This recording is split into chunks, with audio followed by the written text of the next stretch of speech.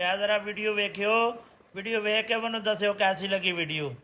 ਕਿੱਥੋਂ ਮੇਰੇ ਸਾਲੇ ਦੀ ਗੰਦੇ ਖਾਨਦਾਨ ਦੀ ਮੇਰੇ ਪੱਲੇ ਪੈ ਗਈ। ਗੰਦਾ ਖਾਨਦਾਨ ਤੁਹਾਡਾ ਜਿਨ੍ਹਾਂ ਨੇ ਮੈਂ ਵਿਆਹੀ ਗਈ। ਬਾਈਗਨ ਤੂੰ ਕਿਸੇ ਨੇ ਬੋਲਣ ਦੀ ਅਕਲ ਨਹੀਂ ਦਿੱਤੀ। ਉਹ ਜੇ ਤੈਨੂੰ ਪਹਿਲਾਂ ਪਤਾ ਸੀ ਵੀ ਸਾਡਾ ਖਾਨਦਾਨ ਗੰਦਾ ਹੈ ਤੂੰ ਇੱਥੇ ਗੂ ਖਾਣ ਆਈਆਂ ਫਿਰ। ਕੋਈ ਗੱਲ ਨਹੀਂ ਕਾਲੇ ਮੂੰਹ ਵਾਲਾ ਗਣ ਬਦਲੇ ਲਊਂਗਾ ਇੱਥੋਂ। ਵੇ ਕਾਲੂ ਇਧਰ ਆ ਕੇ ਮੇਰੀ ਗੱਲ ਸੁਣ।